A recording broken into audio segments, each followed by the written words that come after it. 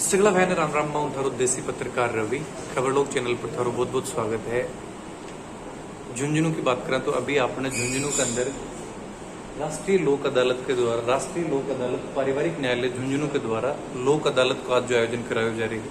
चाल के बातचीत कर से कि मुख्य रूप कौन सा के मुद्दा ही बन जो सुलझाया जा रहे हैं और राष्ट्रीय लोक अदालत है बाकी तरीकों जो काम कर रही है। बना रो वीडियो लास्ट तक देखेगा तो पूरी जानकारी है जो वीडियो में मिल जाएगी। माननीय लालसा जिला विधिक सेवा प्राधिकरण झुंझुनू के तत्वाधान में लोक अदालत का आयोजन किया जा रहा है। इसमें फैमिली कोर्ट झुंझुनू में आज कुल 104 मामले लोक अदालत में रखे गए हैं, जिसमें अभी लंच होने तक 21 प्रकरणों का निशान कर दिया गया है, जिसमें से एक प्रकरण ऐसा है जो दिनांक 8/9/17 को पत्नी के द्वारा अपने पति से तलाक के लिए पेश किया गया था। इस प्रकरण में 4 साल से पति पत्नी अलग रह रहे थे, जिनको समझाइश किया गया। अधिवक्तागण के द्वारा भी समझाइश की गई और समझाइश का ये परिणाम हुआ कि इनके द्वारा आपस में राजीनामा करते हुए साथ रहने का तय किया गया और दोनों साथ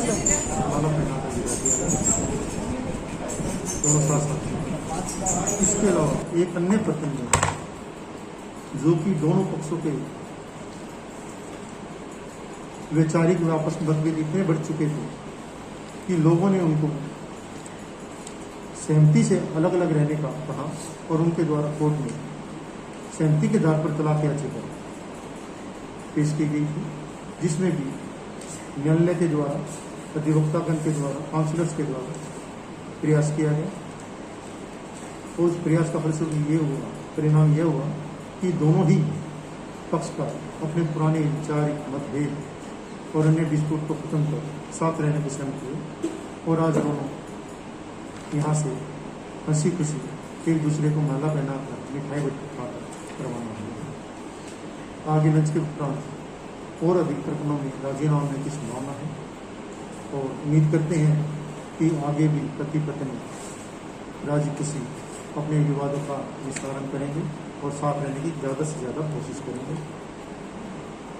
समाज में भी यही अच्छा संदेश जाए, इसलिए ये लोक अदालत आयोजित की जा रही है।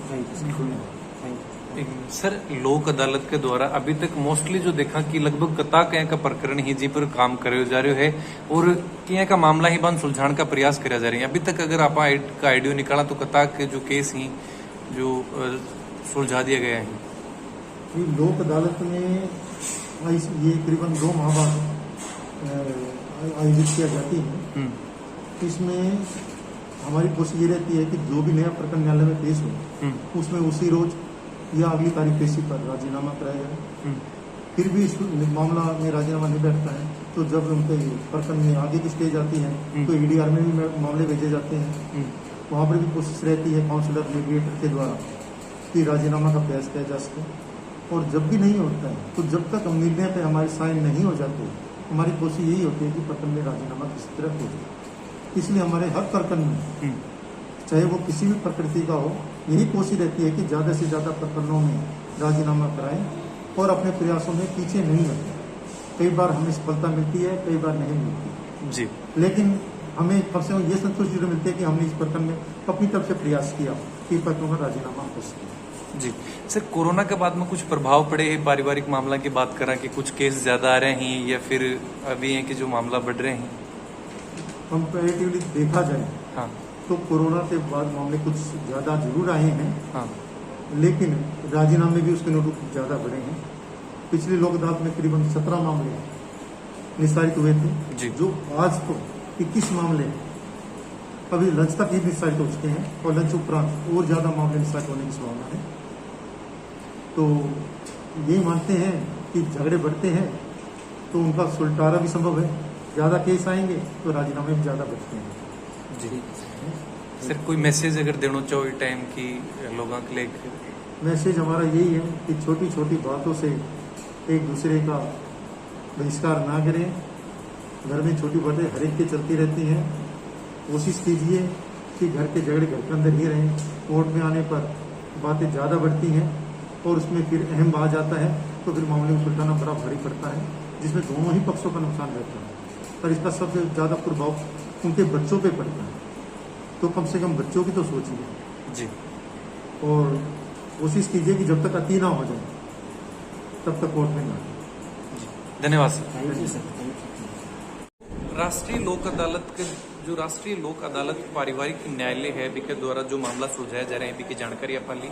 वीडियो के बारे में थोड़ा जो भी विचार है जरूर थे कमेंट बॉक्स में लिख के बताओ। देसी खबर के लिए खबर लोग चैनल पर बना रहो। जय झुंझुनू, जय राजस्थान, जय हिंद।